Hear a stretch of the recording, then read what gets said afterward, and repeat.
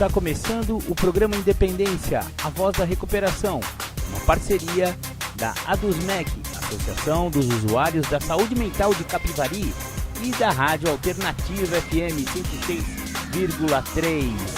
Honestidade, boa vontade, mente aberta, recuperação e sobriedade. Com vocês, Marco Melo.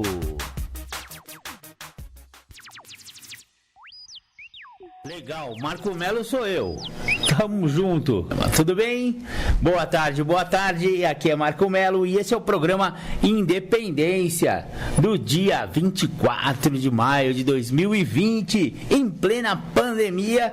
Vamos entrando aqui através das ondas do rádio, na sua casa, no seu carro, no seu fone de ouvido, seja lá aonde você estiver ouvindo o nosso programa. Seja muito bem-vindo. Esse programa fala sobre a dependência química, fala sobre alcoolismo, fala sobre dependência emocional, fala sobre neurose, enfim, toda a gama de comorbidades que envolvem esse vasto universo da dependência química. Eu vou me organizando aqui e vou tocar para vocês Um Dia Perfeito do The Flanders para começar o programa Independência com grande estilo. Essa música Um Dia Perfeito é tem muito a ver com o programa Independência, porque ela fala do momento crucial na vida de um alcoólatra, ou alcoólico, como hoje em dia está sendo chamado, em que a pessoa percebe que algo não está certo na vida dela, né? Ele fala ali da TV ligada, a casa revirada, um monte de garrafa vazia pela casa, enfim, aquele ambiente que fala, eu tô precisando de ajuda, né? Eu não tô conseguindo parar de beber sozinho. É mais ou menos isso que essa música quer dizer. Muito bacana ela. Eu gosto bastante, por isso que eu toco sempre aqui. Bacana, vamos dar continuidade aqui com nossa programação de hoje. Temos aí um áudio do Júlio César Butti para rolar para vocês. Mas antes, eu vou tocar mais uma do The Flanders. É uma música um pouco mais espiritual. Ela fala que Deus é Deus e vice-versa.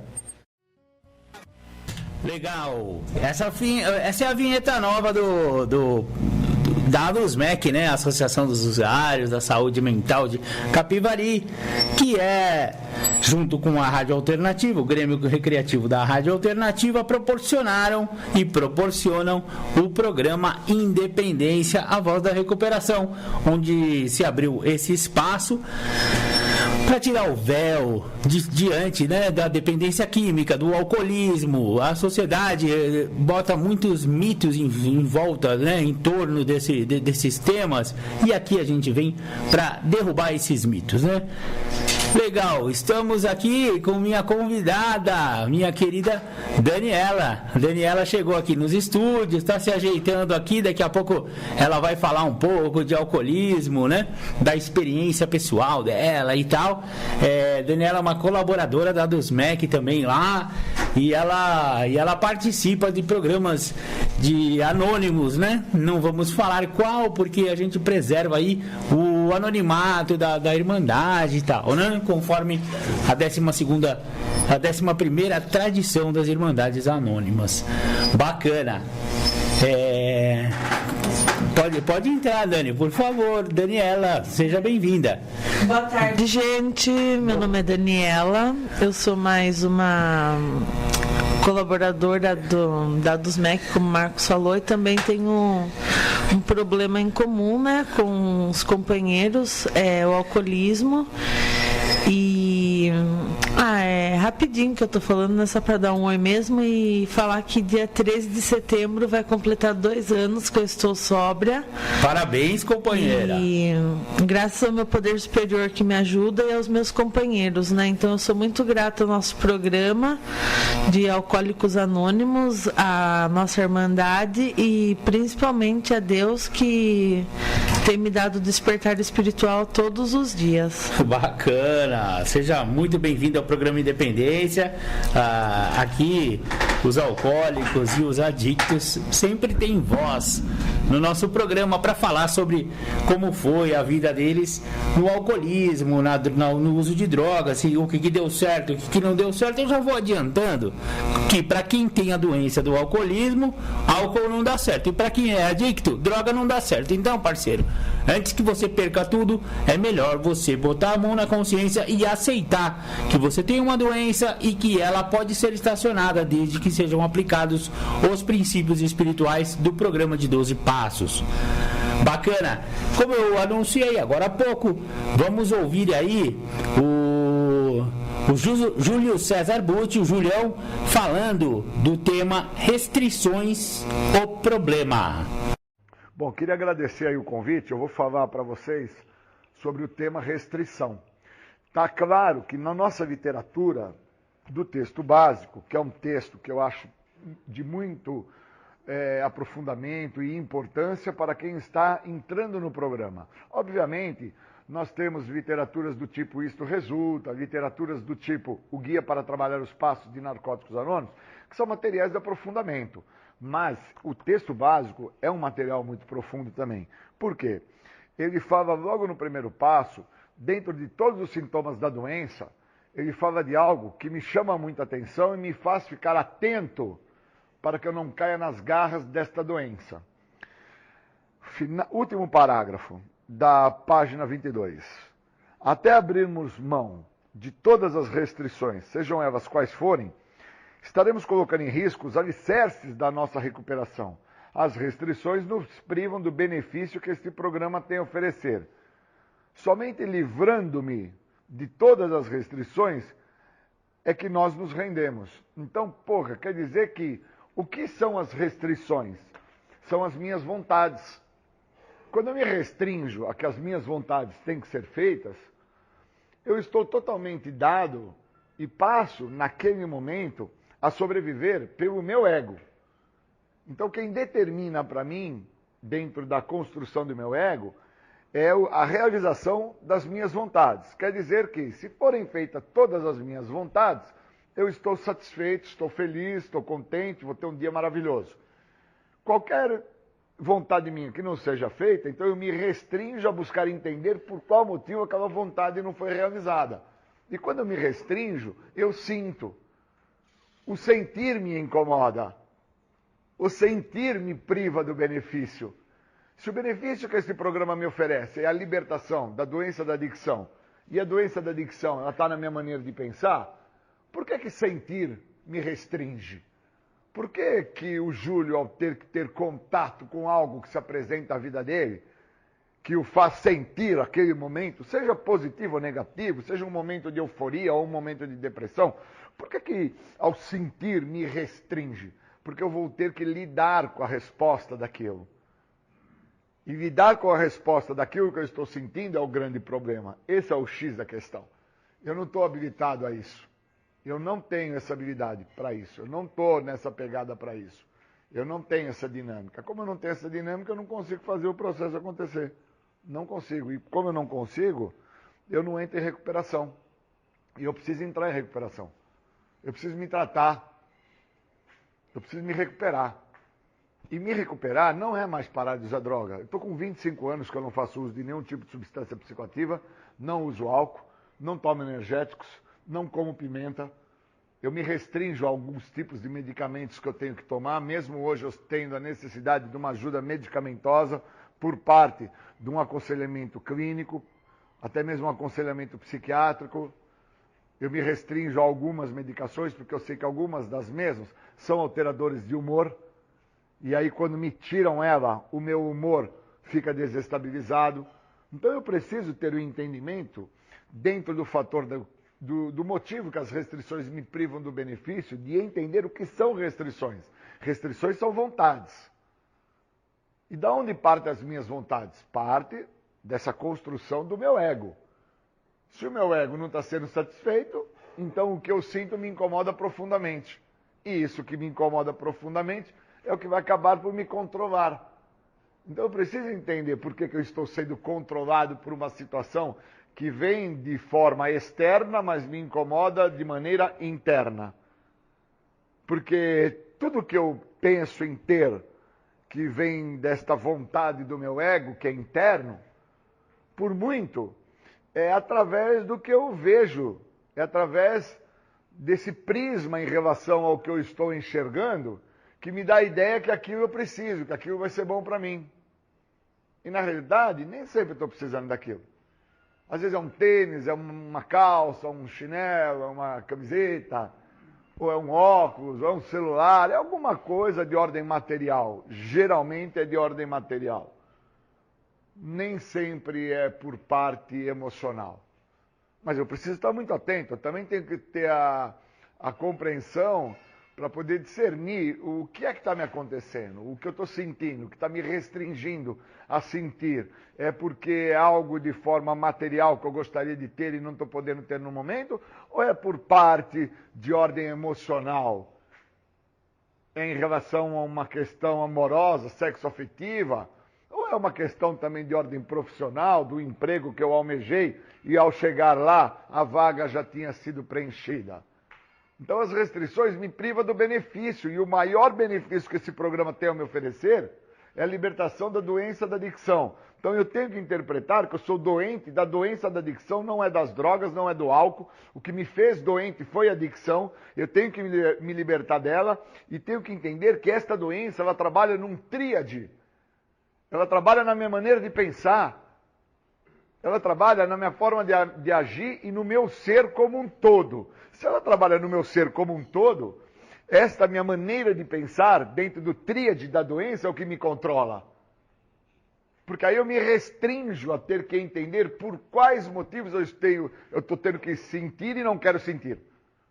E muitas das vezes eu estou tendo que sentir e não quero sentir, me restringo a ter que sentir, porque sentir me obriga a ter que me modificar, sentir me obriga a ter que fazer algo contra aquilo que eu estou sentindo.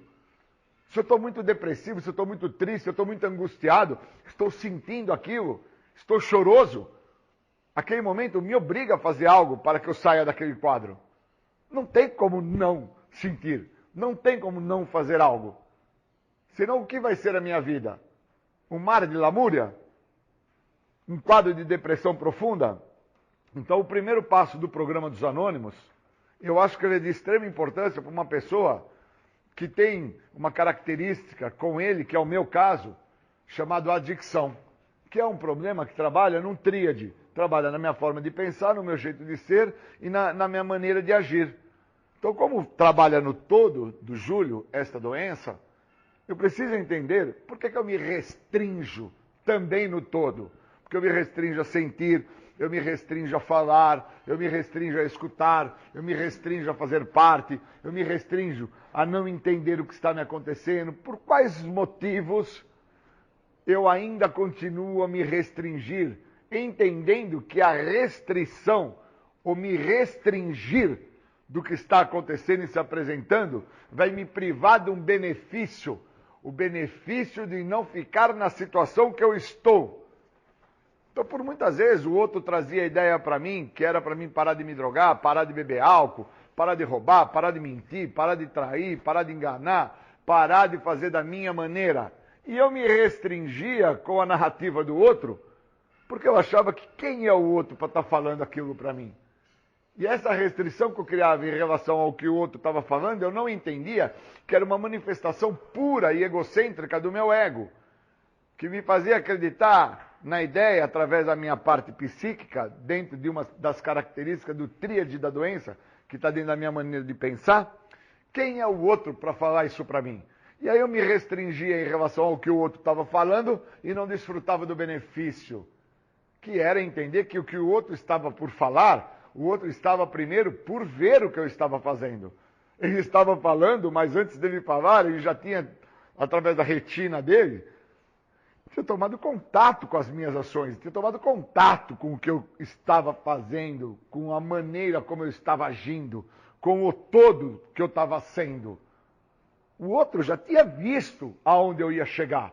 Quem era esse outro? Era o meu pai, era minha mãe, era o meu vizinho, era meu irmão, era minha namorada, eram os professores na escola, às vezes era o meu empregador na empresa que gostava muito de mim e não entendia por que eu chegava alcoolizado, chegava drogado, chegava totalmente fora dos parâmetros necessários para estar desenvolvendo a atividade profissional do momento.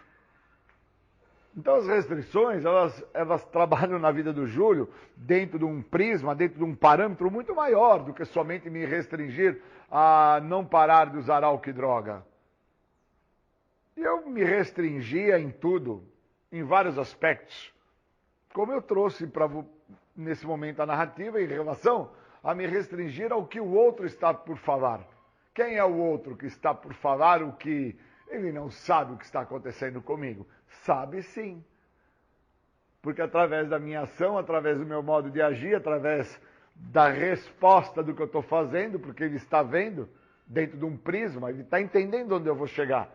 Ele já sacou aonde eu vou chegar. Quem não entendeu que eu vou chegar no tal estado de desespero, por causa que eu me restrinjo a me modificar, eu me restrinjo a me trabalhar, eu me restrinjo a não fazer da maneira que o outro está mostrando, que da maneira que eu estou por fazer vai dar ruim, esse é o Júlio. Eu acho que ao Júlio só cabe amar ele. Porque o outro, ele não se restringe à possibilidade de me ajudar. O outro, ele não se limita à possibilidade de me conter, de me deter, de me parar. O outro, ele entende que às vezes a única coisa que cabe ao Júlio é amar. Porque ele adotou o Júlio, no caso, a minha pessoa, a primeira pessoa do singular, ele adotou que o fator de restrição é bom para ele. Ele não quer mudar. Ele até às vezes acredita, o Júlio, que o parar de usar álcool e droga já está bom. E quando o Júlio acredita que o parar de usar álcool e droga já está bom, eu acabo então ali naquele momento por assinar, né, o veredito do réu culpado, assumo a culpa de que eu não quero deixar a restrição a qual eu acredito que me cabe, que é acreditar que somente estando sem uso de álcool e droga eu vou entrar em recuperação. E na realidade eu só entro dentro de um dos sintomas que se apresenta a partir do momento que a pessoa para de usar álcool e droga, que é o sintoma de estar em abstinência. Não é um processo de mudança maior. Né? O sintoma de estar em abstinência é o sintoma do vazio, como fala no primeiro passo, que ao tirar o álcool e a droga, sobra um buraco, um vazio, um espaço. E eu preciso de um outro passo, que é o segundo passo. Que o segundo passo diz que vai tampar esse vazio. Que vai até me elucidar, vai me deixar ter sanidade mental para entender o que está acontecendo comigo.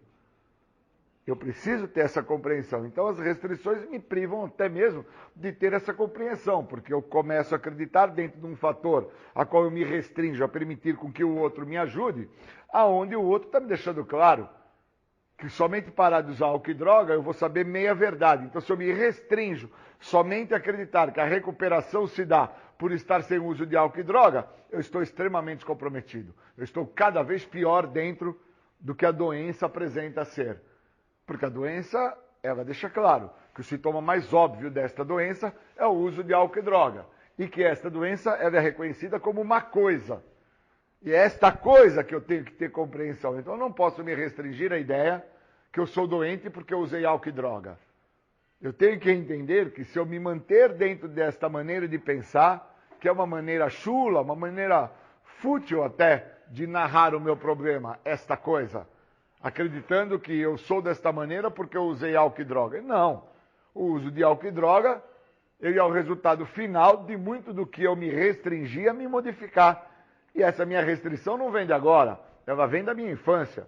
Ela vem daquela criança, a qual por muitas das vezes o meu pai tentou determinar àquela criança regras, normas. A minha mãe tentou determinar mudanças de hábitos. O meu irmão, meus primos e vizinhos e amigos queridos tentaram determinar com que eu não fizesse ou não andasse ou não estivesse em determinados locais e eu sempre me restringi a possibilidade do outro me ajudar. O resultado final foi chegar ao ápice da minha doença, porque eu sou portador da doença do ego, e dentro da doença do ego, o ápice final foi me envolver com substâncias psicoativas, porque a partir do momento que eu estou fazendo uso de qualquer tipo de substância psicoativa alteradora de mente e de humor, eu então me sinto o todo. E eu, dentro do todo, eu até acredito que eu me encontro num processo de um nirvana, que eu estou sublimando, que eu me encontro até mesmo dentro de um fator de ordem espiritual, como eu muito acreditei, onde eu me restringi a acreditar que o uso de substâncias psicoativas podia me levar ao estado de loucura, fator esse que poderia ser até mesmo de ordem irreversível.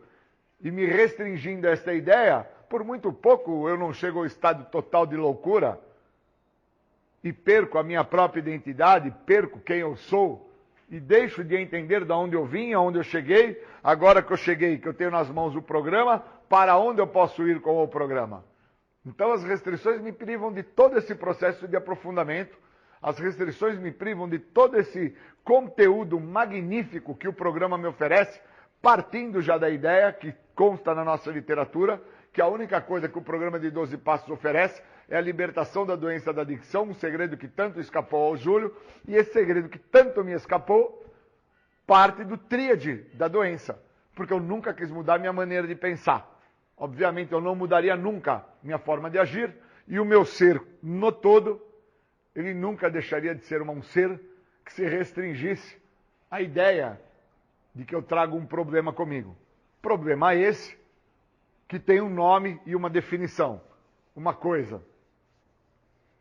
E que quando o outro também se restringe a entender que eu sou portador de uma coisa de ordem progressiva, incurável e de fins fatais, o outro traz uma ideia que as ações que eu estou tendo são por parte que eu sou drogado, são por parte que eu sou alcoólatra, são por partes que eu bebo, fumo crack, cheiro pó, bebo pinga, tomo picada. Quando o outro traz esta narrativa, ele me restringe a possibilidade de buscar entender o que me acontece, por quais motivos está me acontecendo.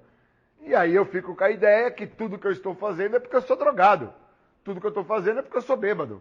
Tudo que eu estou fazendo é por causa da cocaína, do crack, da maconha. E uma vez que eu me restringo a isso, eu estou dentro do ápice da loucura da doença, que é fazer com que eu negue uma realidade existencial. E a literatura, a qual me fala que eu sou portador de uma coisa, ela deixa claro que a negação que eu faço é só uma parte desta doença, não é a doença como um todo, é só uma parte. Então, dentro desta parte chamada negação, eu tenho outros fatores dentro da negação, onde eu substituo, eu racionalizo, eu justifico, eu questiono, eu indago, eu transfiro, e tudo isso parte de um ego imaturo, de uma criança imatura, que não evoluiu, não cresceu. Eu preciso crescer, eu preciso evoluir, e para isso eu não posso me restringir. Então tem umas coisas que fazem toda a diferença, e uma delas é entender as restrições que me privam dos benefícios que esse programa tem a oferecer. Livrando-me de qualquer e de todas as restrições, eu desfruto do benefício do programa, que não é parar de usar álcool e droga, é não voltar a usar. Obrigado pelo convite, valeu. Você está ouvindo o programa Independência, a Voz da Recuperação. Ligue agora e peça sua música, mande seu abraço e tire suas dúvidas.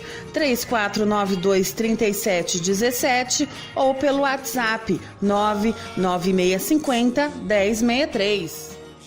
Voltamos com o programa Independência. Você ouviu Júlio César Butti, o famoso Julião, que já virou figurinha marcada aqui no programa Independência. Hoje ele falou sobre restrições, o problema. Mais tarde, no segundo bloco, teremos mais um áudio do Julião. E agora, no momento, vamos escutar a reflexão 24 horas por dia de Alcoólicos Anônimos. No trabalho do 12º passo, a terceira coisa é a convicção. Os recém-chegados devem ser convencidos de que querem honestamente parar de beber. Devem ver e admitir que perderam o controle de sua vida. Devem encarar o fato de que devem fazer alguma coisa a respeito de suas bebedeiras.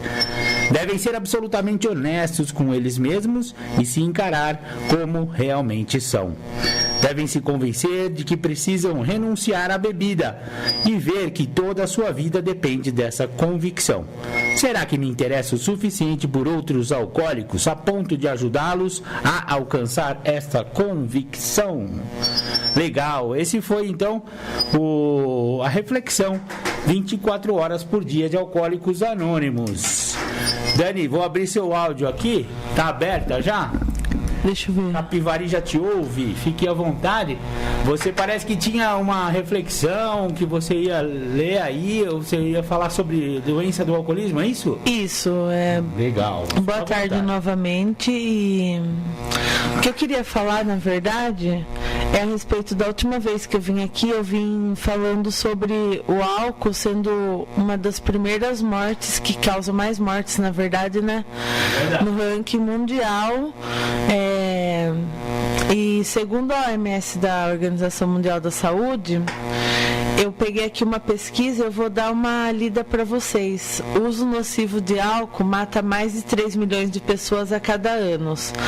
Homens são a sua maioria. Na verdade, hoje em dia, mulheres estão usando bem álcool também, né? E estão morrendo, mas ainda o público-alvo do álcool são os homens. A pesquisa de 21 de setembro de 2018, mais de 3 milhões de pessoas morreram por uso nocivo de álcool. Segundo o relatório divulgado pela Organização Mundial da Saúde, isso representa em cada 20 mortes, 3/4 delas ocorreram entre homens. No geral, o uso nocivo do álcool causa mais de 5% de carga global de doenças.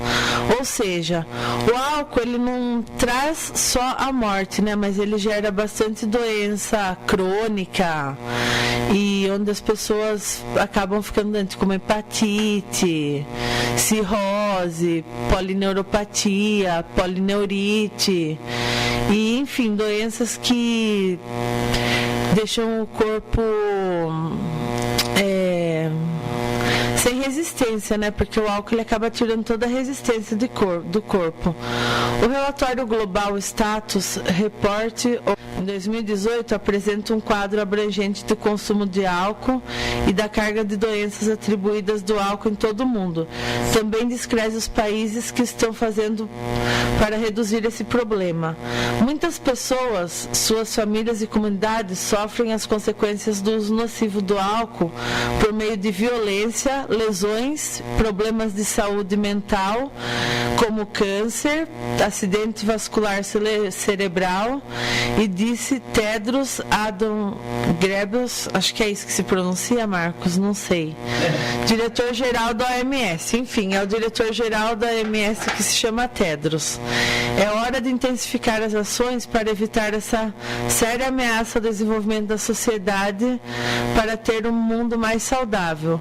De todas as mortes atribuíveis ao álcool, 28% são resultados de lesões, como as causadas por acidentes de trânsito, autolesão e violência interpessoal. 21% se devem a distúrbios digestivos, 19% a doenças cardiovasculares e o restante por doenças infecciosas, câncer, transtornos mentais e outras condições de saúde. Apesar de algumas tendências globais positivas na prevalência de episódios do uso nocivo do álcool e no número de mortes relacionadas a elas desde 2010, que em 2010, gente, foi onde mais foi crescendo o alcoolismo, entendeu? No mundo. A carga geral de doenças e lesões ainda é insensitavelmente alta, particularmente nas regiões europeias e das Américas, que é onde mais se consome o álcool. Globalmente, estima-se que 237 milhões de homens e 46 milhões de mulheres sofram com transtornos relacionados ao álcool, o consumo do álcool, com maior prevalência entre homens e mulheres na região europeia, 14,8% homens e 3,5% de mulheres, isso na região europeia. E na região das Américas, 11,5% homens e 5,1% das mulheres. Transtornos por uso de álcool são mais comuns em países de alta renda. Ou seja, o que significa essa pesquisa, assim, dando um resumo básico, os países que têm alta renda normalmente têm mais consumo de álcool do que os países de baixa renda. Por quê? Porque o governo ele não quer perder o imposto do álcool, né? Porque o imposto que o álcool causa é um impacto assim que gera muito dinheiro para o governo. Então muitas pessoas falam: o álcool não é droga porque é liberado. Obviamente que o álcool é droga. Para liberar o consumo de álcool é um dinheiro demasiadamente muito grande, e por isso a Organização Mundial da Saúde ela já tentou bloquear isso, tirar o álcool de circulação, mas o governo não permitiu, por ter essa rotatividade de dinheiro muito alta, né? Então as outras drogas as pessoas até pensam em liberar, né? Só que até se vocês forem para pensar um pouco, o uso das outras drogas não mata tanto quanto o álcool. Não porque elas não sejam mais fortes assim, mas porque o álcool ele é uma substância que, a partir do momento que a gente começa a tomar o álcool, ele começa a correr nas nossas correntes sanguíneas, ele se mistura com o sangue da gente. Então a dependência do álcool ela é a mais fácil de ficar dependente. O álcool é a porta de entrada para as outras substâncias, porque provavelmente quem parou no álcool teve sorte, e quem não parou foi por curiosidade e conseguiu as outras substâncias, né? Então vamos supor, eu sou uma usuária de álcool e eu resolvi experimentar a substância. Eu sei que a gente não pode falar sobre nomes, mas eu resolvi experimentar a substância da cocaína. Então provavelmente quando eu for querer usar a cocaína, eu vou querer usar o álcool antes. Por quê? Porque foi o álcool que me trouxe a cocaína, entendeu? Então uma droga puxa a outra. E o álcool é a droga que mais permanece na corrente sanguínea. Ele fica anos andando na corrente sanguínea da gente. Isso eu aprendi em algumas internações com terapeutas que estudaram para isso, e com médicos também. Por isso que depois de muito tempo ainda que as pessoas param de beber, existem pessoas que nunca mais conseguem se livrar da tremedeira, né? A básica tremedeira do alcoólatra. Por quê? Porque o álcool ele ainda está no sangue e ele fica correndo até, tipo, vamos supor, a gente coloca um copo de água, uma água suja, fica deixando na torneira aquele copo, jogando água limpa nele, até a água fica tudo limpa. É assim que acontece no nosso organismo. O sangue, até ele trocar do corpo inteiro, ele demora muitos anos. E nisso, o álcool continua correndo nesse sangue. Pode ser uma quantidade pouca, só que o organismo ele sente falta. Então, aproximadamente de 2 a 3 anos, é possível que uma pessoa que tenha parado de beber há 3 anos, ela consiga ainda ter um pouco de vestígio de álcool no sangue. Por quê? Porque o sangue ainda não fez a troca completa do corpo, né? Então, é mais ou menos o que eu entendo sobre o álcool. E, na verdade, eu entendo bastante sobre o álcool, né? Porque eu vivi isso durante 10 anos da minha vida. Foi uma vida que eu achei que eu não ia conseguir me libertar disso, superar, mas graças a um despertar espiritual e ao poder superior, eu tomei a decisão, né, de não querer mais isso para minha vida e ver o que realmente importava na minha vida, né, que perceber os meus valores. E e ver quem eram as pessoas que estavam sempre ao meu lado, né? Tipo a minha família, pessoas que gostavam de mim que não eram da minha família, e acabei percebendo também que as pessoas às vezes elas são, a gente sempre percebe, né? Só que na verdade a gente nunca quer enxergar que as pessoas são egoístas, o mundo é egoísta, e a gente às vezes serve para as pessoas enquanto a gente tem alguma coisa para oferecer, e quando a gente não tem mais nada para oferecer, às vezes a gente não serve mais para nada. E quem permanece ao nosso lado, na nossa vida, assim, quando a gente está no fundo do poço, que foi o lugar onde eu cheguei no fundo do poço, foi a minha mãe, foi o meu tio, que é o meu tio, que eu amo ele de paixão, é o Edson. Tio, um beijo, te amo muito.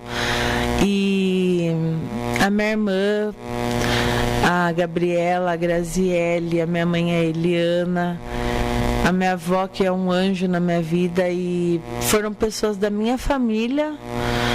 Teve amigas em particulares, foram só 2 que sobraram nessa época, mas depois eu acabei vendo que Deus, ele tira da vida da gente alguma coisa, porque ele sempre prepara o melhor, né, pra gente. Então eu acredito que eu passei por isso, foi uma escolha que eu fiz, né?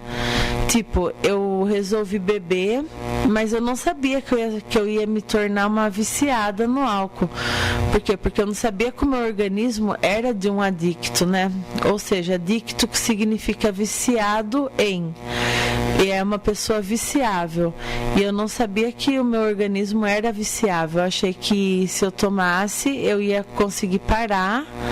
Só que não foi isso que aconteceu.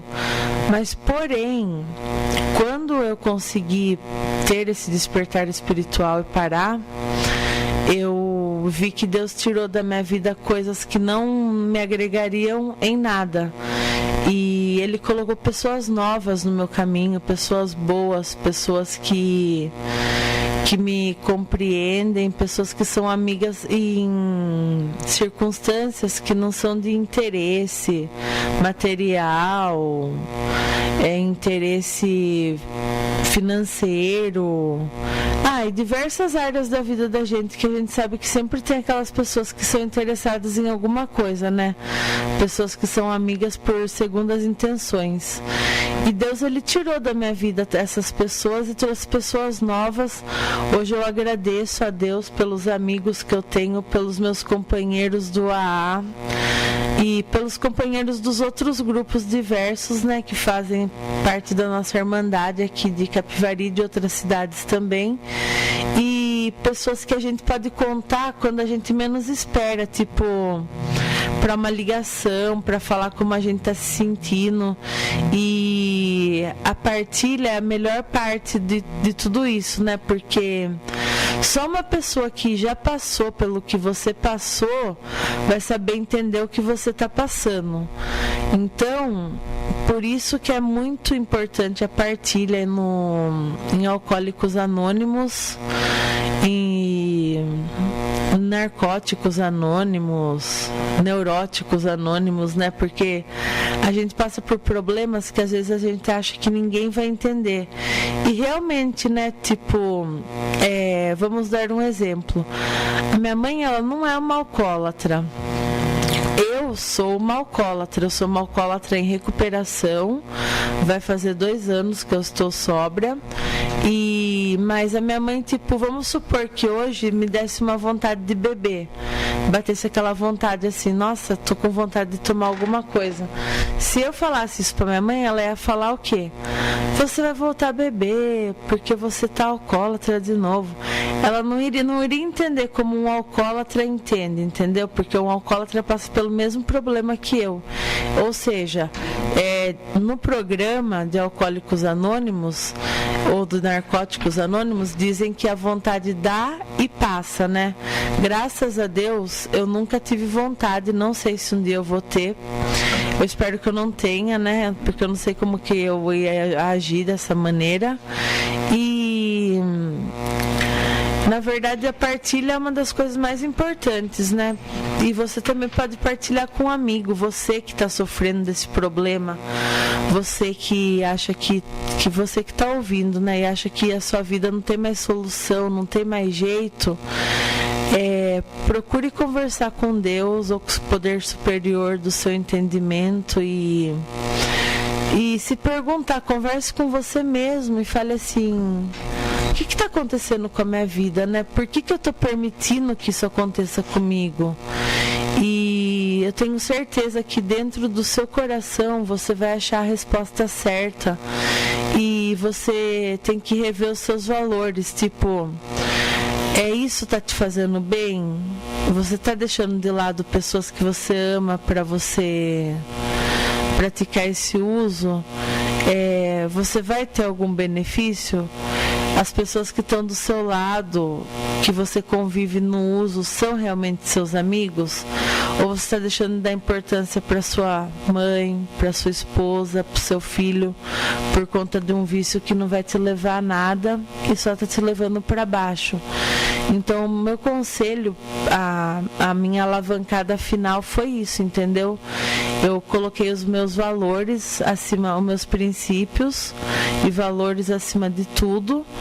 Eu vi quem realmente importava para mim e eu resolvi que eu ia mudar de vida e fazer minha vida voltar ao que era antes do álcool.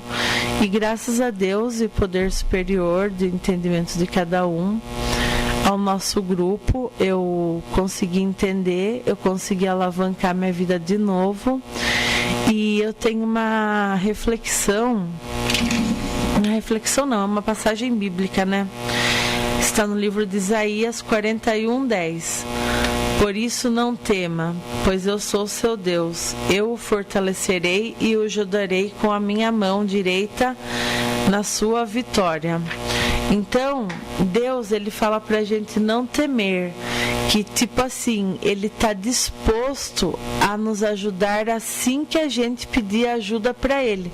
Ou seja, Deus não ajuda se você não pede. E reflitam nessa música, que é uma música, que é um hino, na verdade, né?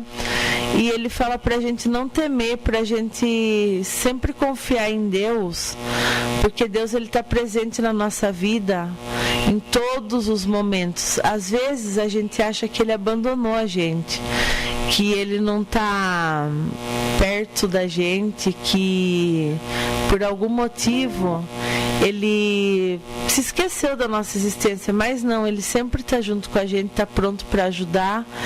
E escutem essa música e prestem bem atenção nessa letra, porque é uma reflexão maravilhosa e foi uma das coisas que me ajudou, foi essa canção. Você está ouvindo o programa Independência, a voz da recuperação. Ligue agora e peça sua música, mande seu abraço e tire suas dúvidas. 3492-3717 ou pelo WhatsApp 99650-1063. Em fim de semana, quando cresce o consumo de bebidas, os acidentes de tráfego aumentam em 70%. Este estudo levou 160 dias de pesquisas para ser elaborado. O ministro Petrônio Portela, que encomendou, veio a falecer antes do término do relatório. Ironicamente, esse valioso documento foi recebido pelo então novo ministro Rabi Akel, que o arquivou. Como a própria Dani falou agora, ela falou o nome da empresa, mas a gente não costuma falar nomes de empresas aqui para não comprometer a gente, mas as indústrias do álcool realmente têm um grande lobby, né? E vetam, né, todas as tentativas que o Congresso teve de barrar as propagandas de álcool na televisão. Tem um estudo muito sério do maravilhoso pesquisador Ronaldo Laranjeira a respeito disso, e que, na opinião dele, que é a maior autoridade sobre dependência química e alcoólica do Brasil, ele acha que realmente a permissividade da nossa sociedade diante do álcool é um fator muito preocupante no que tange às mortes elevadas que o álcool causa, né? Queria falar alguma coisa, Dani?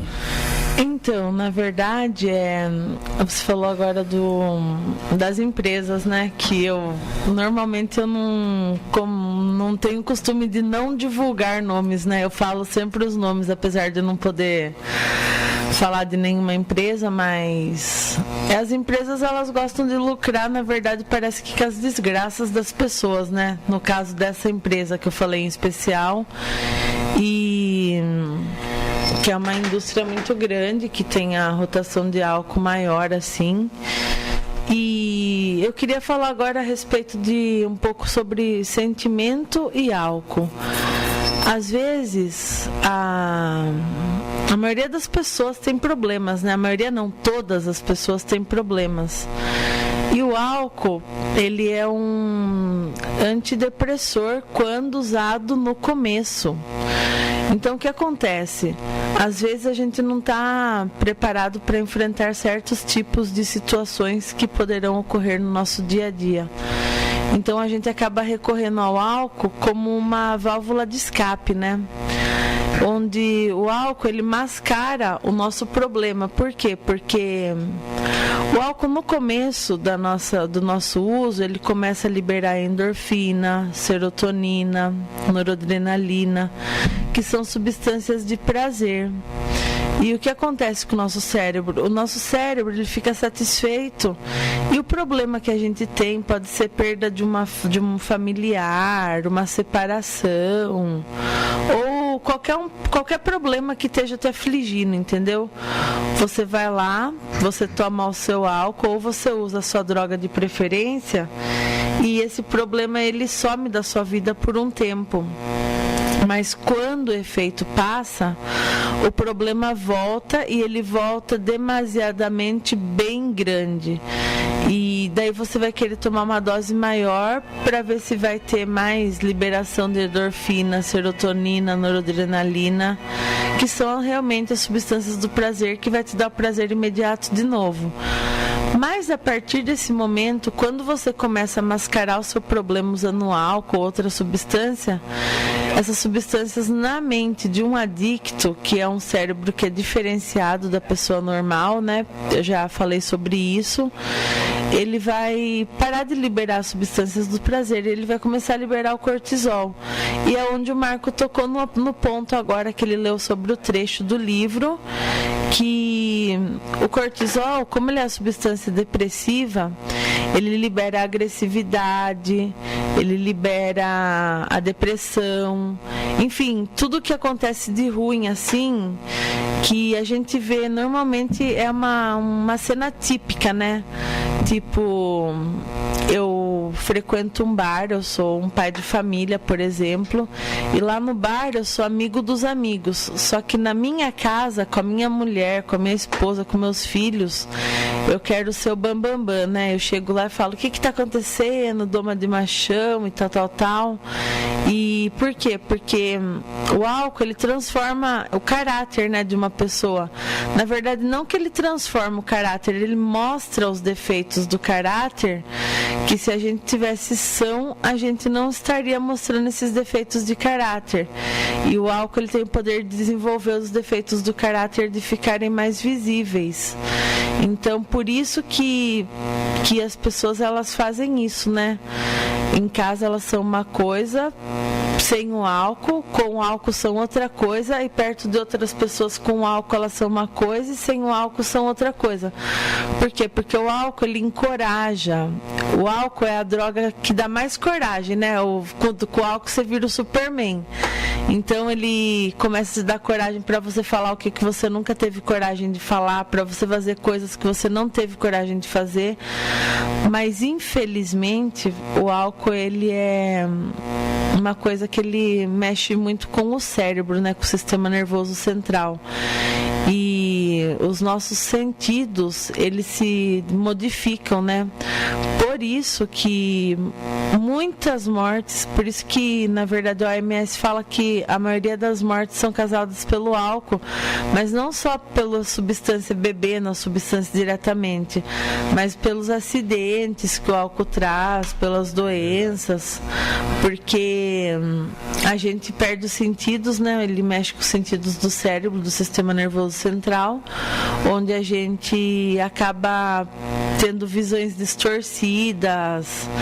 Enfim, todo mundo que já bebeu sabe o que eu tô falando, né? É verdade, Dani. Eu tava lendo uma reportagem que mesmo nessas novas leis de trânsito da lei seca, que tem está sendo muito mais severo com os bebedores que dirigem embriagados, mesmo assim 36% dos acidentes de trânsito ainda são causados diretamente pelo álcool.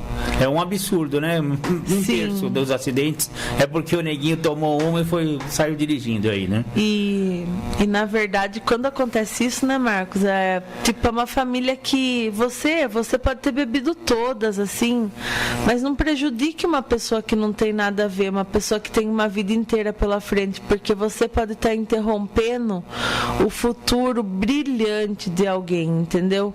Por quê? Porque você simplesmente bebeu e resolveu sair para matar alguém hoje. Então, você que bebe, você que está pensando em beber agora e sair com o seu carro, coloque a mão na sua consciência que poderia ser com alguém da sua família, poderia ser com você. E não tente fazer mal para o mundo. Se você quer fazer mal para você, faça mal para você, mas não faça mal para as pessoas que não tem nada a ver com os seus problemas. E acima de tudo, o conselho que eu dou hoje é para você evitar o seu primeiro gole. Se você já tomou o seu primeiro gole, fique nesse que você parou. Pare nesse que você tomou, quer dizer. E se você não tomou ainda, evite tentar tomar ele. Pense nas coisas que eu estou falando, porque eu não sou uma leiga no assunto. Eu sofri muito com o álcool.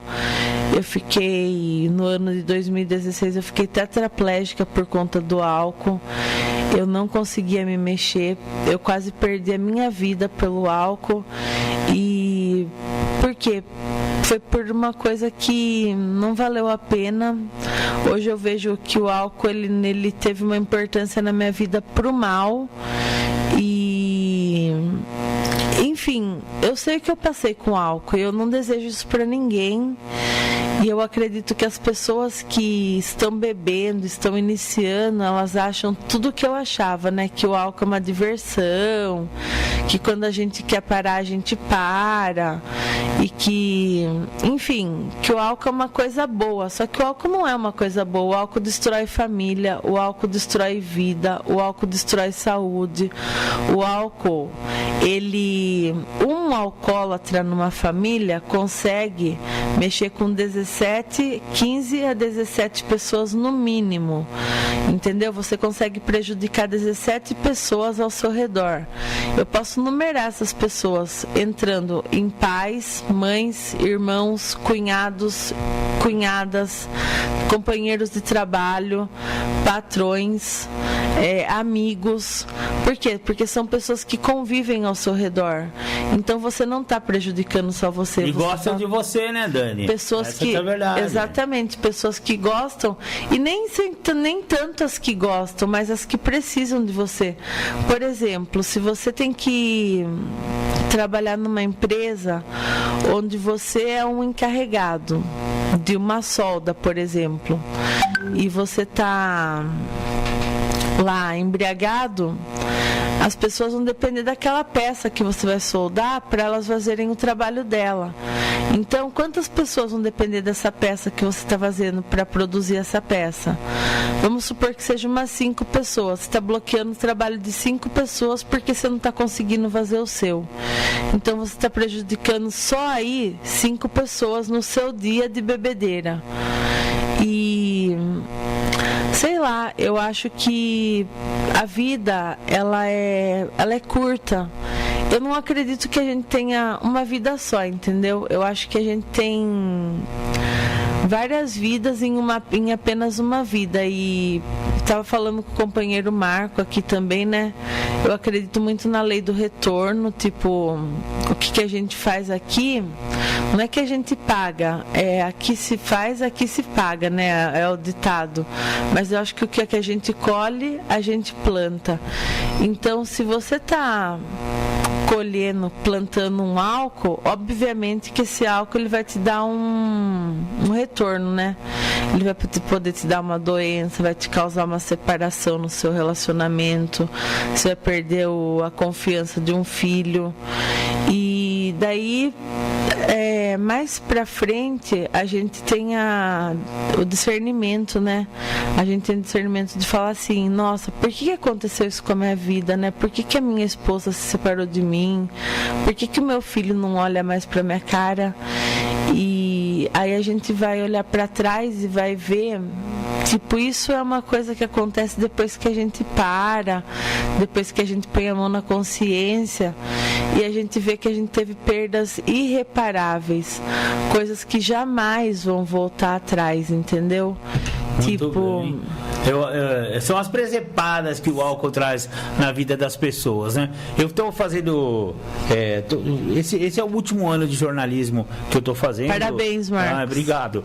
Esse ano, se Deus quiser, eu me formo. Eu acho que eu vou me formar. E o meu trabalho de conclusão de curso não podia ser diferente. Eu estou falando sobre álcool e droga no meu trabalho também. Que mania que esse Gordelo tem de falar de álcool e droga. Eu fiz um estudo bem aprofundado a respeito das Irmandades Anônimas, das comorbidades que envolvem o alcoolismo e a drogadição, e eu levantei uma pesquisa de 2015 que foi feita entre maio e outubro. Mais de 500 pesquisadores entrevistaram cerca de 17 mil pessoas com idade entre 12 e 65 anos em todo o Brasil, com o objetivo de estimar e avaliar os parâmetros epidemiológicos do uso de drogas. O terceiro levantamento nacional sobre o uso de drogas pela população brasileira foi coordenado pela Fundação Oswaldo Cruz, Fiocruz, né, como é conhecida, e contou com a parceria de várias outras instituições, como o Instituto Brasileiro de Geografia e Estatísticas, IBGE, o Instituto Nacional de Câncer, o INCA, e a Universidade de Princeton, nos Estados Unidos. Os resultados revelam, por exemplo, que 3,2% dos brasileiros, cerca de 6,4 milhões de adultos, utilizaram drogas ilícitas nos últimos 12 meses. Esse percentual é muito maior entre os homens, 5%, e também entre os jovens, 7,4% das pessoas entre 18 e 24 anos de idade. Isso dá nada mais, nada menos do que 14,8 milhões de jovens usando droga Brasil afora. A substância ilícita mais consumida no Brasil é a maconha. 7,7% dos brasileiros entre 12 e 65 anos já usaram ao menos uma vez na vida.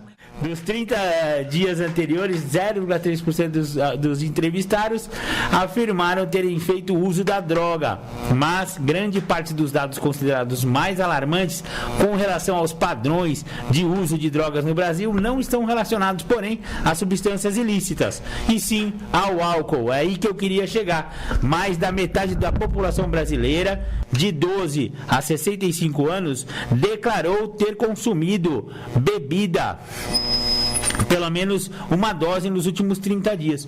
E aproximadamente 2,3 milhões de pessoas apresentaram critérios para a dependência do álcool nos últimos 12 meses anteriores a essa pesquisa.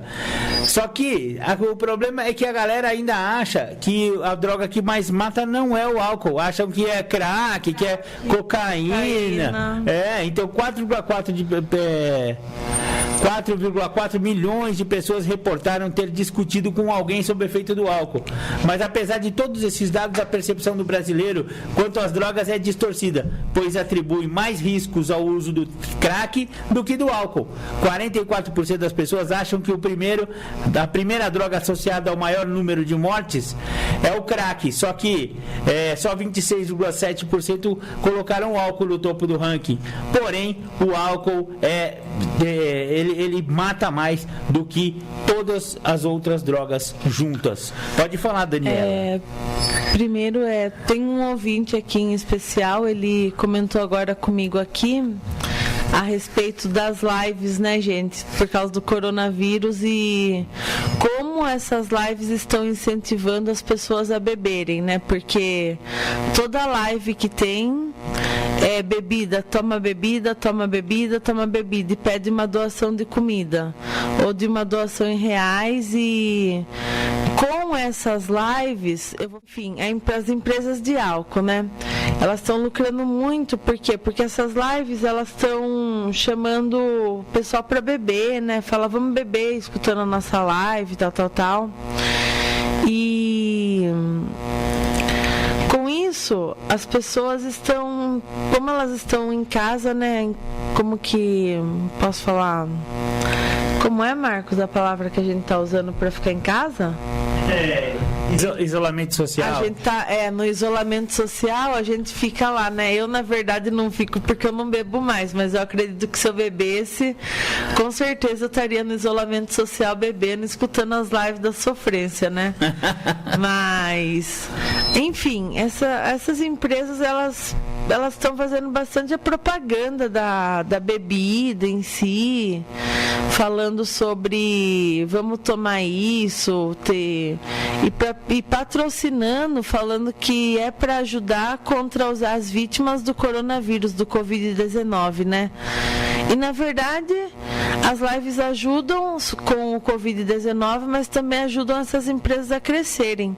Em particular, teve uma empresa, eu não vou falar o nome da empresa, e essa empresa, ela simplesmente mandou todo mundo viu essa live, apareceu no Google, apareceu em várias empresas, apareceu na televisão. Ela mandou uma Kombi cheia de bebida alcoólica pro cantor que estava fazendo essa live, e esse cantor, infelizmente, ele acabou ficando totalmente bêbado, embriagado, né, no meio do show. Foi isso que aconteceu, né? E foi uma coisa que depois os outros que foram atrás dele também nas lives também ficaram. Só que é muito incentivo ao álcool, né? Eu acho que esse é um momento que a gente tem que prestar mais atenção em ajudar o próximo, em vez de ajudar a empresa de álcool, né? Porque a empresa de álcool já está rica, gente, ela não precisa de dinheiro mais. Mas quem está precisando realmente de dinheiro são as empresas que praticam, que fabricam produtos hospitalares, experiências com remédios, vacinas. Então, não vou falar para vocês ajudem, né? Só que não compartilhem coisas relacionadas a álcool com o Covid-19 nessas lives, entendeu? Eu não tenho nada contra a live nenhuma, eu até assisto algumas, mas às vezes eu fico meio triste, meio chateada, porque é uma coisa que incentiva muito as pessoas a beberem, né? E, na verdade, quem gosta de beber não precisa de incentivo, né? Mas vendo assim, sempre dá aquela vontade a mais, né? Eu queria aproveitar esse momento em especial também para falar de uma pessoa que me ajudou muito. É a minha irmã, a Graziele. Ela nunca desistiu de mim quando eu estava no meu alcoolismo. E o aniversário dela é na terça-feira, dia 26. Legal, parabéns, Graziele. Tamo junto. E, Grazi, você é muito importante na minha vida. Eu quero que você tenha muitos anos de vida e que sua vida sejam flores e que Deus sempre esteja abençoando você, sua família, que você está criando agora uma família, e que sua família seja muito abençoada e que você é uma pessoa muito abençoada e iluminada por Deus. Seja feliz sempre. Um beijo. Maravilha. Agora vamos para a segunda parte, né? O segundo bloco da temática do Júlio César Butti, que ele vai falar sobre a pergunta, né? Vai responder a pergunta: por que eu tenho que ficar? Ficar aonde? No programa de 12 Passos. Com vocês, Júlio César Butti. Bom, queria agradecer aí o convite e falar que é o seguinte: dentro do tema que vocês me falam que é importante, por que ficar, eu busquei entender o seguinte. Primeiro, que antes de eu ter ficado no programa, eu tive que entender, dentro desses 25 anos que eu me encontro em recuperação, qual foi o motivo que me fez vir ao programa. Eu preciso saber por qual motivo eu venho. Para que eu saiba por qual motivo eu venha para o programa, para que eu saiba por qual motivo eu venha para me recuperar, eu tenho que entender o que eu tenho. Se eu não entendo o que eu não tenho como me recuperar. É impossível qualquer pessoa na face da Terra que tenha qualquer tipo de manifestação na sua saúde, querer tratar o problema dessa manifestação sem ele saber, primeiro, o que é que ele é portador. Então, uma pessoa quer parar com a gripe que ela está tendo, que ela está tendo uma coriza, está tendo um pouco de dor de cabeça, está tendo um mal-estar no corpo, mas ela não tem informação nenhuma sobre como que funciona a gripe. Da onde que a gripe parte? Ou então a pessoa tem um problema de prisão de ventres, ou também tem uma questão que a urina está solta, e ela quer parar com essa situação da urina estar solta, mas ela não entende o que está acontecendo com ela. E ela precisa entender isso. O que é que está acontecendo? Por que a minha urina, o esfíncter, não segura? Eu tenho prisão intestinal, tenho problema para evacuar? Quais os motivos que me fazem ter tanta dor ao evacuar? Então eu preciso entender primeiro, dentro da ideia de ter vindo ao programa, ficado no programa, estar como eu me encontro há 25 anos no programa, o que é que me faz ficar ao programa? Que doença que é essa que eu sou portador? Enquanto eu não saco isso, eu não entendo por que eu tive que chegar aqui. Então não adianta eu ficar aqui dentro do programa, por esses meus 25 anos que eu já me encontro agora, sem entender por que eu tive que chegar aqui. Senão eu fico acreditando que eu tive que chegar aqui porque eu usei álcool e droga. E não entendo que o uso de álcool e droga é o resultado final e mais óbvio de quem é portador da doença da adicção. E eu preciso entender que doença é essa, qual é os caminhos que essa doença toma e como que essa doença se manifesta e como é que ela tem, por parâmetros da doença, agir na minha vida. Pois essa doença de nome adicção, que é reconhecida dentro da literatura dos anônimos como uma coisa, ela tem caminhos que ainda são obscuros perante a medicina, perante a ciência, perante muito da pessoa que é portadora dela. E às vezes o cara acorda, e acorda super mal, e ele está desprovido de entender que ao acordar ele não está bem, porque ele está numa manifestação da doença. E aí ele tem que entender que aquilo que ele está sentindo, porque ele parou de fumar crack, de cheirar pó, de beber pinga, ele parou de fumar maconha faz pouco tempo, mas aquilo que ele está sentindo não é somente uma questão da abstinência física. Também tem uma questão de ordem psíquica. Por isso eu tenho que compreender a minha doença. Porque se eu não tiver a compreensão da minha doença, eu não entendo aquilo que eu vou tratar. E se eu não entendo aquilo que eu vou tratar, eu vou achar que o que está me fazendo falta é só o químico que eu tenho, que na verdade eu usava e agora não estou usando, e está faltando no meu corpo químico, e porque está faltando químico, eu estou tendo uma manifestação ou de raiva, ou de repulsa, ou de rancor, ou estou me expressando com brutalidade para o outro. Ou eu entro no tratamento e sigo o que o tratamento tem a oferecer, ou eu fico como algumas pessoas que eu conheço, que não entendem que para sair de onde se encontra, primeiro tem que chegar. Se eu não chego no programa, eu não tenho como sair. Se eu não chego a ter conhecimento da doença que eu sou portador, eu não tenho como tratar e eu não tenho como me libertar. E aí a pessoa que é portadora desta doença, que é tão confusa, que os parâmetros dela ainda não estão esclarecidos. Algumas pessoas acreditam que ser portador da doença da adicção é porque eu uso álcool e droga, eu sou adicto porque eu usei álcool e droga. Só que as literaturas atuais do grupo dos anônimos, uma literatura de aprofundamento chamada O Guia para Trabalhar os Passos, ela deixa claro que o que me faz adicto é a doença da adicção, não é o uso de álcool e de drogas. O uso de álcool e de drogas é uma questão secundária da primeira doença chamada adicção. E que uma situação terciária de uma pessoa que tem como uso secundário o químico é a codependência. Então, esta pessoa portadora da doença da adicção, que é o meu caso, me torna escravo e dependente do químico, e ao me tornar escravo e dependente do químico, eu me torno codependente da necessidade de sentir a sensação da substância do químico. Por isso que eu acordo mal. Por isso que eu não acordo feliz. Por isso que eu acordo com tromba, de elefante e cabeça de acéfalo. Por isso. Não é que eu não quero dar bom dia para o outro, não é que eu não quero falar para o outro, tenha um dia maravilhoso. Não é só o motivo de estar faltando cocaína, crack, maconha e pinga dentro da minha parte fisiológica. Porque se for só isso, então tá fácil. Porque aí eu vou na boca, compro lá uma dose de droga, tomo essa dose de droga e o sorriso vem na cara igual o sorriso do Coringa. E não entendo que aquele personagem do Batman, do Coringa, o Coringa, ele tem um quadro psicótico. Ele não tem só um quadro dentro de um parâmetro da psicopatia social, do que ele causa para as pessoas. Ele já tem um quadro psicótico dentro da própria identidade dele. E é interessante que quando o filme Coringa ele vem e é lançado em evidência, muitas pessoas se identificam com ele. E aí a galera fala, nossa, adorei o filme. Mas o cara não fala que adorou o filme porque os parâmetros do filme são iguais aos parâmetros que aquela pessoa usa na sua vida, no seu dia a dia, no seu caminhar. Então eu preciso entender, cara, por que eu tenho que ficar no programa?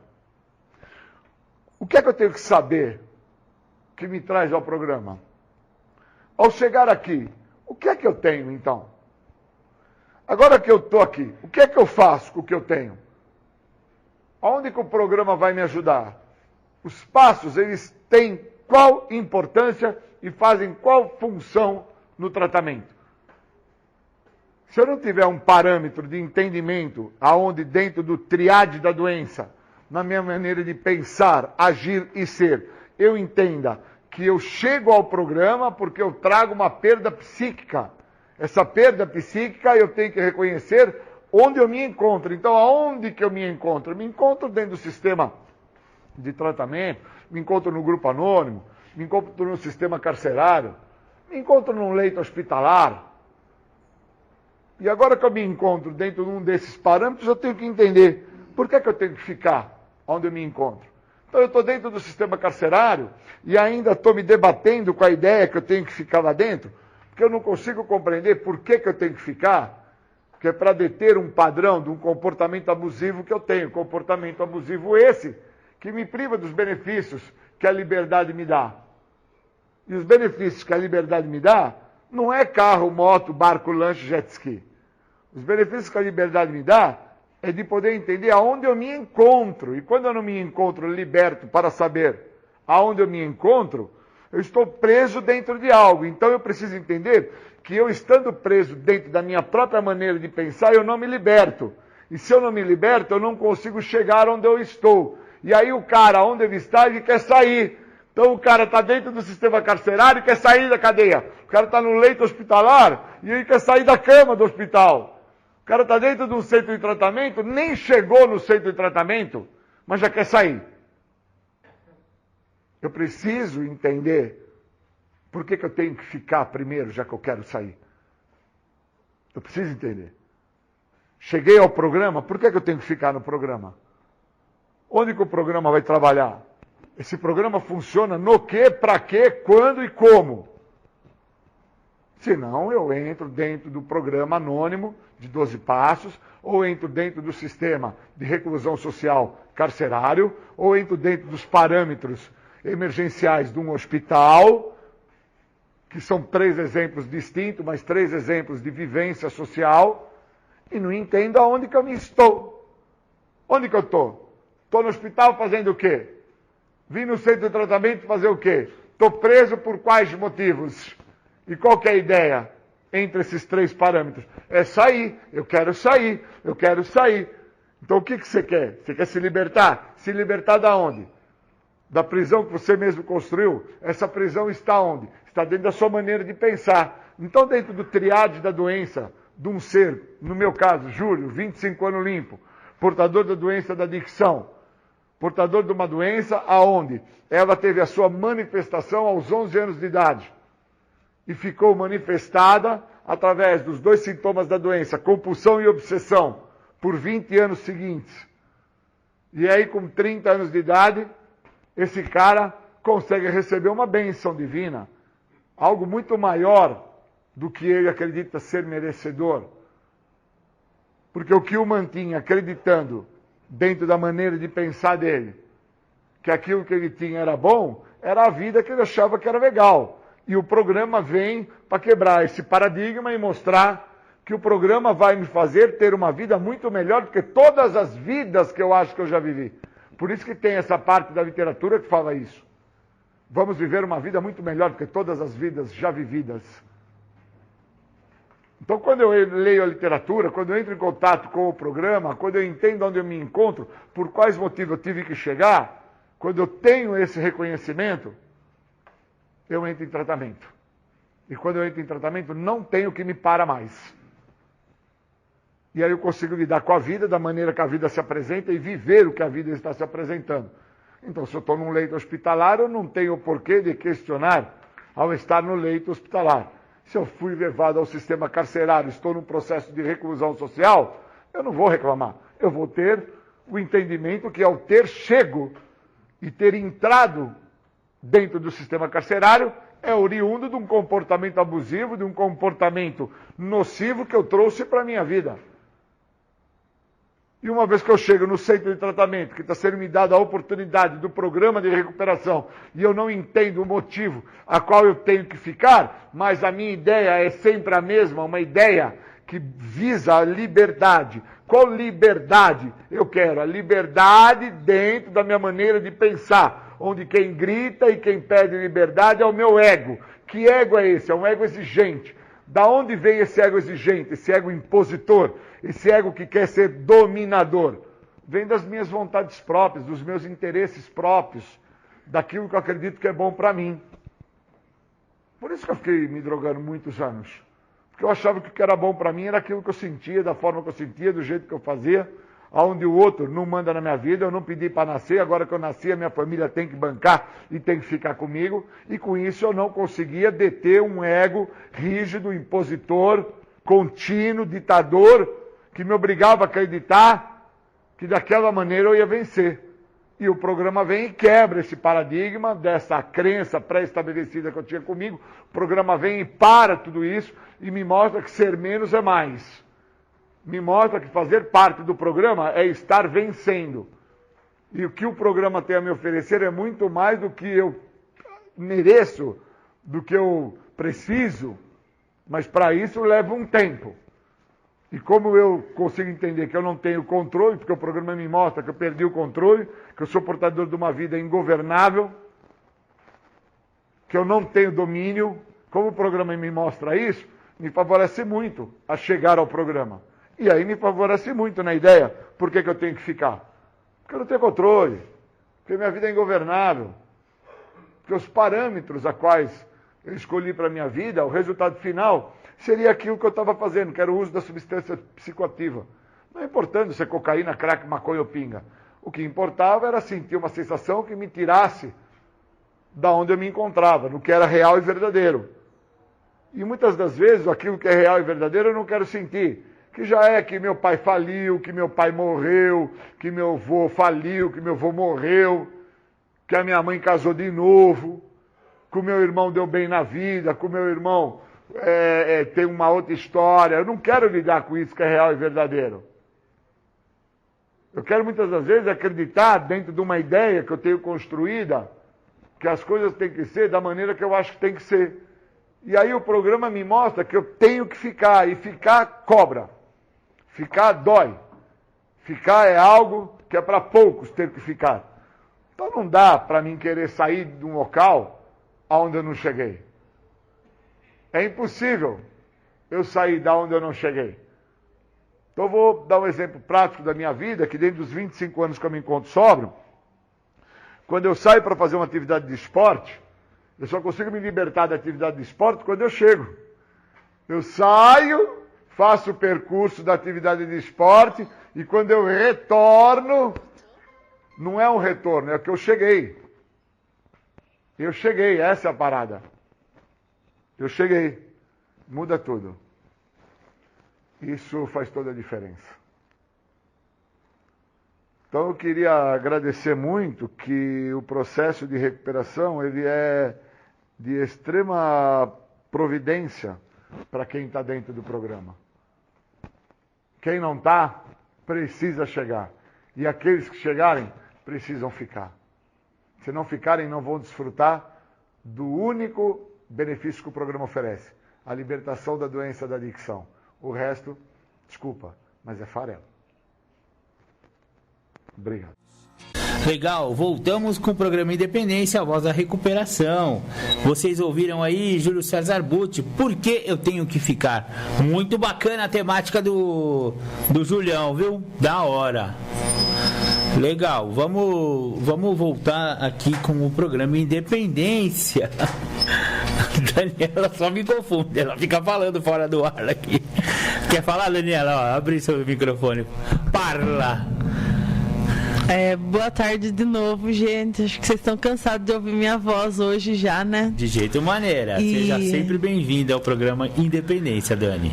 Mas tá finalizando o programa já e eu queria falar assim, que a maior prisão da vida da gente não é a prisão que a gente tem em grades, em uma clínica, mas a maior prisão é a prisão da alma, né? É quando a sua alma está presa a alguma coisa que você quer sair, que você tem vontade de sair, mas você não tem força para sair.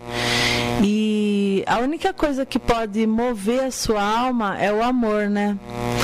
Então, o recado que eu tenho para deixar é para a gente amar mais a gente, amar mais as pessoas que estão ao nosso redor, amar o mundo, né? E como Deus disse, né? Na Bíblia está escrito, Deus amou o mundo de tal maneira que deu seu único filho para que todo aquele que nele crê não morra, mas tenha a vida eterna. Não pereça, né? E para finalizar a minha fala, eu queria que o Marco colocasse uma música que eu acho que tem bem a ver com o amor, né? Renato Russo, Legião Urbana, é o Monte Castelo. Aproveitem e reflitam com essa música. Atrapalharam a música toda, mas tá tudo certo. Legal, esse foi o programa Independência, a voz da recuperação. Muito obrigado, Daniela Pedrilha. Imagina, obrigada a todos os ouvintes que me ouviram, que tiveram paciência. Tenham um bom domingo a todos. Exatamente, bom domingo, galera. Fiquem aí agora com o programa Tardes Sônicas, logo após nossos apoios culturais. Beijo no coração, fiquem com Deus. Tchau, tchau. Beijo, pessoal. Tchau, tchau.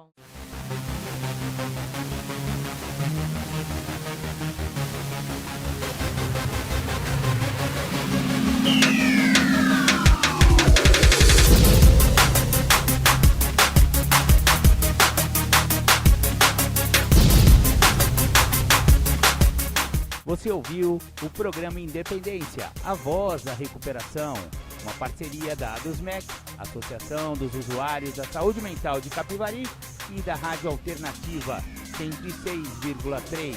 Até domingo que vem, com mais informações a respeito de dependência química e alcoolismo. Obrigado, até mais!